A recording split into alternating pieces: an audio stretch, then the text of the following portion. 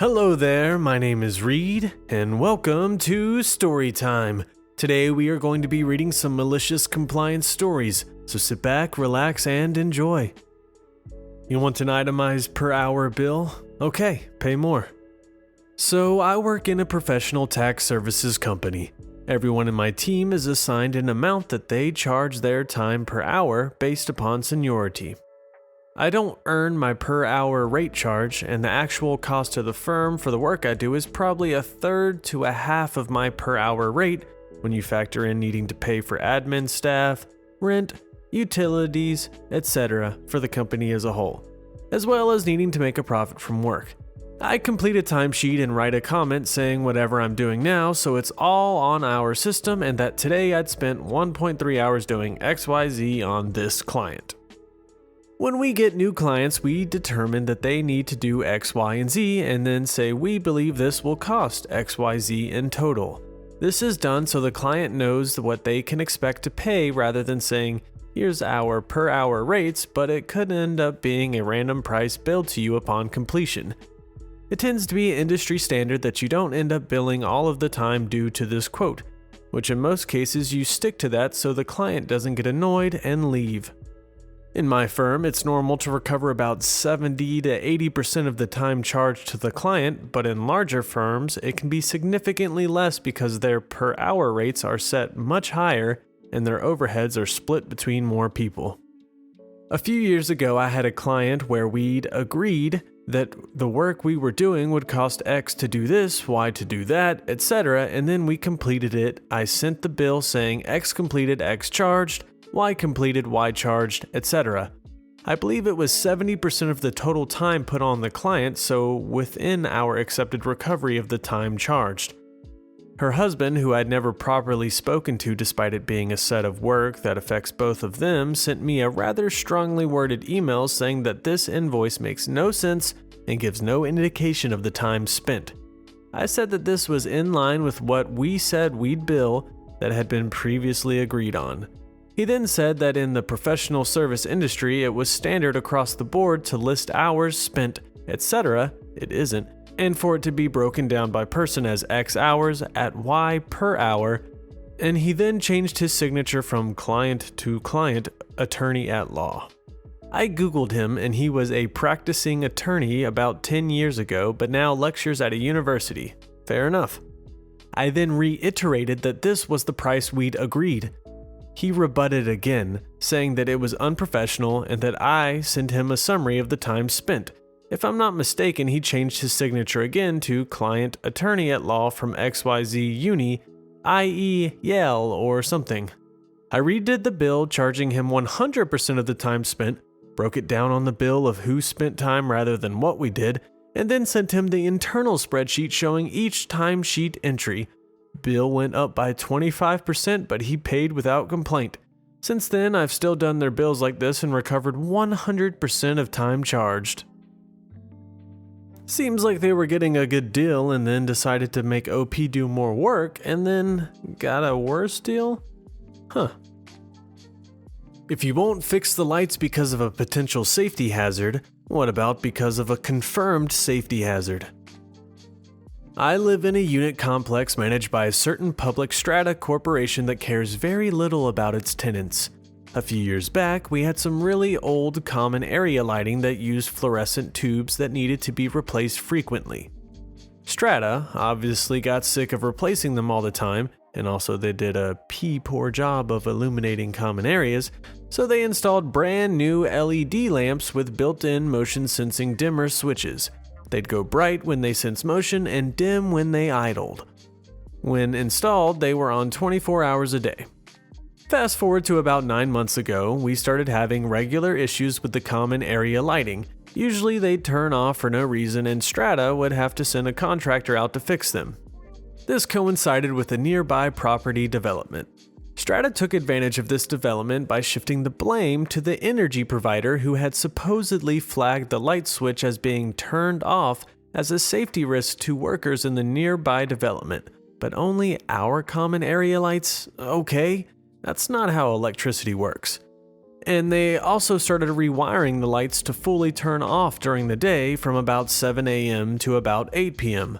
This was a problem, and I made sure to tell Strata this too.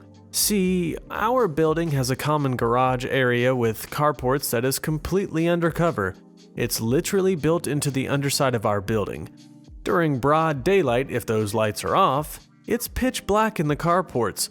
A person could easily hide in the carports next to cars or even in empty carports and jump people as they pass by, which isn't totally out of the question for the area. Up until about 3 months ago, Strata would begrudgingly restore the original lighting settings for about a week or two before sending another contractor out to set them back to timed.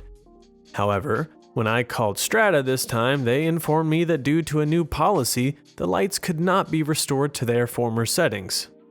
I asked to speak to the supervisor of the person I was speaking to, and it went a little something like this. Supervisor, the lights cannot be on at day. Me, the lights have to be on at day. Otherwise, you cannot see what you're doing in the stairwell or in the garage area. We have elderly residents here and people with mobility issues. Someone could easily fall and break something. That doesn't change anything. Until someone does break something, we cannot change the lighting settings. So naturally, with this in mind, I devised some malicious, if not self-painful, compliance. See, a few days prior to this call, Strata had sent me a letter demanding I dispose of a couch outside my door on the common area. I had plans to do it anyway, as it had only been there for 2 days and the lighting situation made it hazardous to do whenever I had some free time and an extra set of hands, but I decided to throw caution to the wind because I was determined to get those lights fixed. With the aid of one of my neighbors, we began carefully moving this couch down 3 flights of stairs. As we get to the bottom, I trip and fall down half a flight of stairs with a 3-seater couch following close behind me. Naturally, this hurt a lot, and I ended up going to the hospital for a couple of broken bones. Once I had a spare moment in the hospital, I called Strata to repeat my request. Naturally, they jumped straight to, "We can't do anything until we've confirmed it's a safety hazard." They changed their tune really quick once they heard about my injuries. By the time I got out of the hospital, the lights were reconfigured to be on 24 hours a day. I haven't had an issue yet. The pain was worth it, to be honest. I'd rather take the injury than one of our elderly neighbors. Whoa. OP is a saint and we need to bow before them. Papers. First off, papers will make people think of different meanings. Meaning some people think rolling papers, some think essays, and some think legal documents or even money. Well, my grandpa was a very smart man and lived in a Central America location during the time of this scene. Meaning, drugs and crime are common and the language is Spanish. My grandpa worked as a farmer and maintenance man. He would regularly take his old beat-up truck and test its transport capabilities. Well, on one particularly bad day, my grandpa was pulled over for some shaky rigging of cargo. When the cop comes to the truck, the first word from this man came out with the most horrible attitude and with impressions of extremely poor conditions growing up in his accent. "Papers!" Then just looks away and leans on the truck.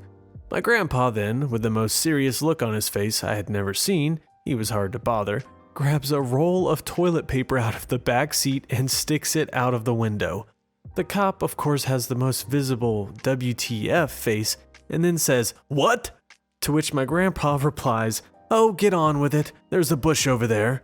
Fortunately, other than being mad, the cop can't do anything to my grandpa, and my grandpa drove away with no consequences. All of this my mother saw and repeated to me. Oh, such an ideal situation that Grandpa has toilet paper in his truck. This was awesome. A weekend of video games. So a little background. My family and I love the Halo series. No, I'm not here to start the argument that the later Halo games may suck. We love them all. Deal with it.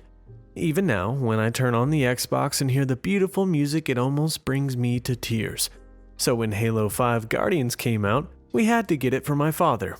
And we did. He was stoked as he doesn't get to play video games much because of his work.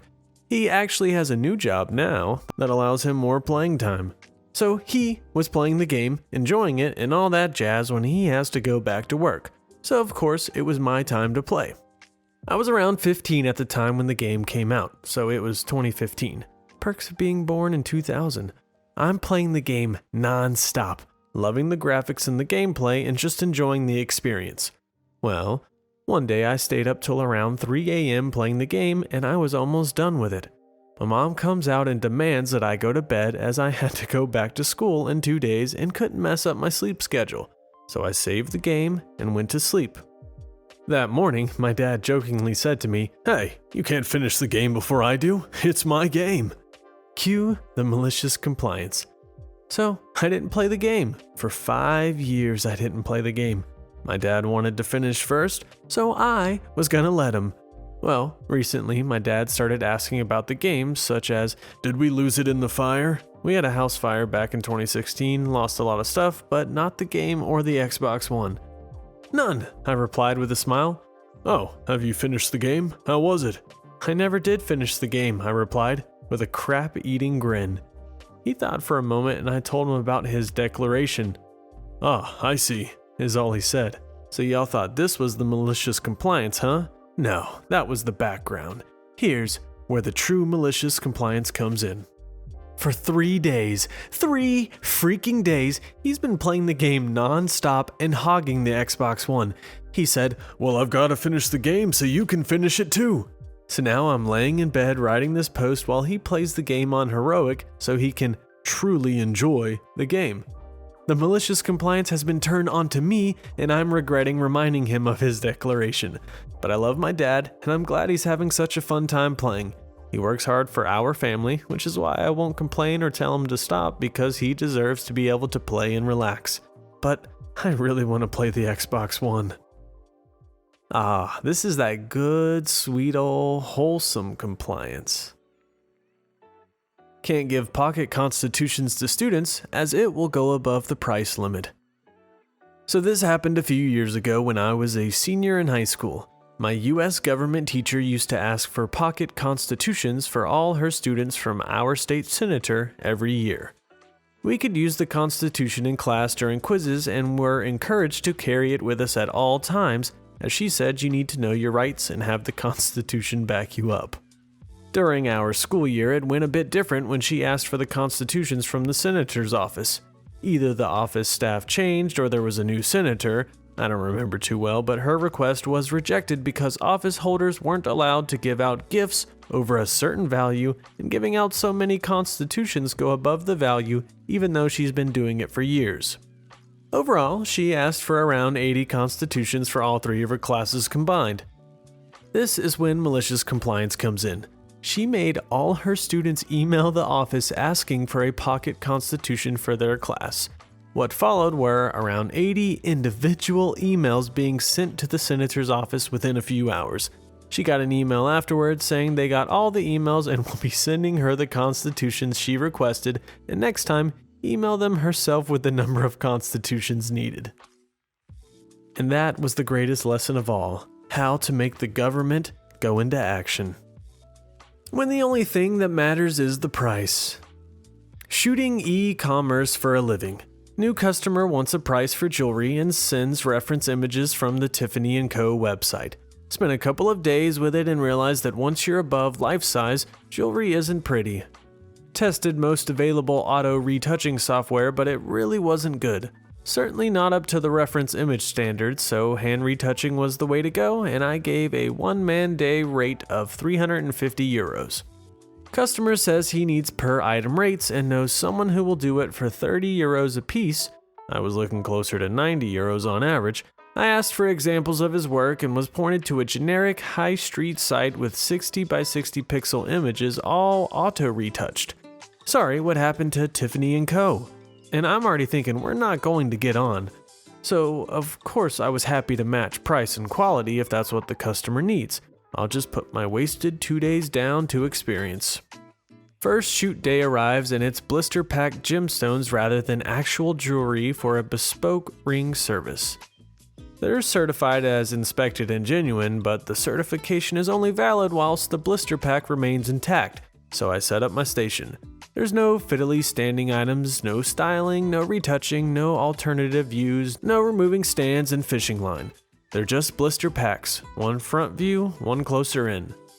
Customer sidles over after an hour and says, "What's the rate for this morning?" "It's not a day rate, it's 30 euros an item delivered, matched to the reference images you sent." "Okay," and sidles away again.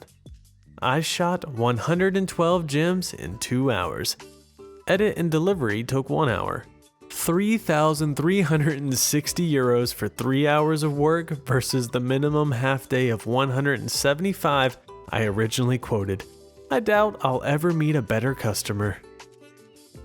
I sure hope OP didn't have any trouble collecting the money after they sent the bill.